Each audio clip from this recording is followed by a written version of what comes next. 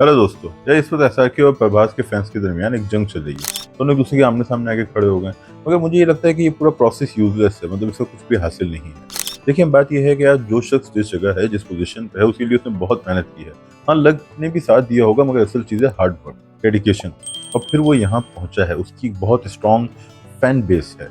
तो हम जो जिस जगह है उस जगह उसे तस्लीम कर लें तो ये जंग खत्म हो जाएगी। तो ये जंग खत्म भी होनी चाहिए, क्योंकि जो दोनों स्टार्स हैं वो इसी इंडस्ट्री का हिस्सा है। उन्हें साथ मिलकर काम करना चाहिए, इंडस्ट्री को आगे ले जाना चाहिए।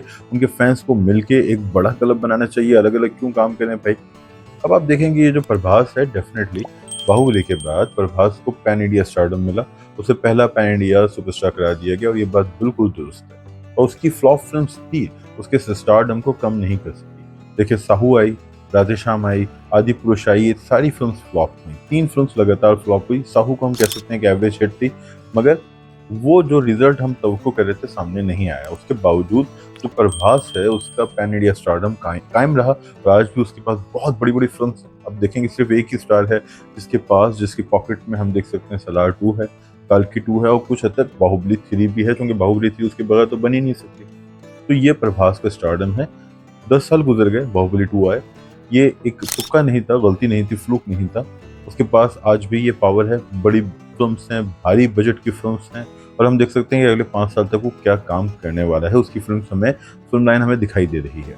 तो ये तय है कि वो इस वक्त इंडिया का सबसे बड़ा पैन इंडिया स्टार है।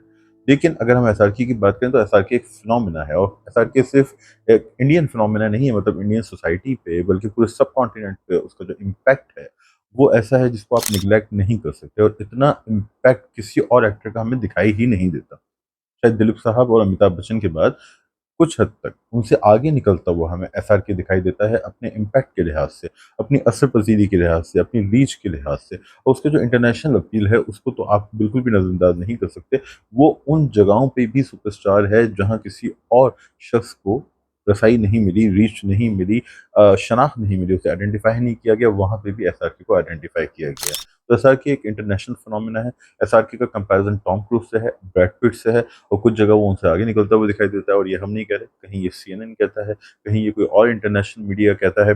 ये दुनिया का सबसे बड़ा मूवी स्टार शाहरुख खान है, दुनिया का सबसे अमीर मूवी स्टार शाहरुख खान है। सबसे बड़ी जो फैन बेस है वो एसआरके की है। अगर हम देखें माइकल जैक्सन के बाद अगर दुनिया में कोई सुपरस्टार है जेन्युइनली, तो वो एसआरके है। लेकिन इंडिया में इस वक्त डेफिनेटली प्रभास का जो स्टारडम है वो एसआरके से कुछ हमें ज़्यादा दिखाई देता है, और ये एक रियलिटी है, इसे तस्लीम करना चाहिए।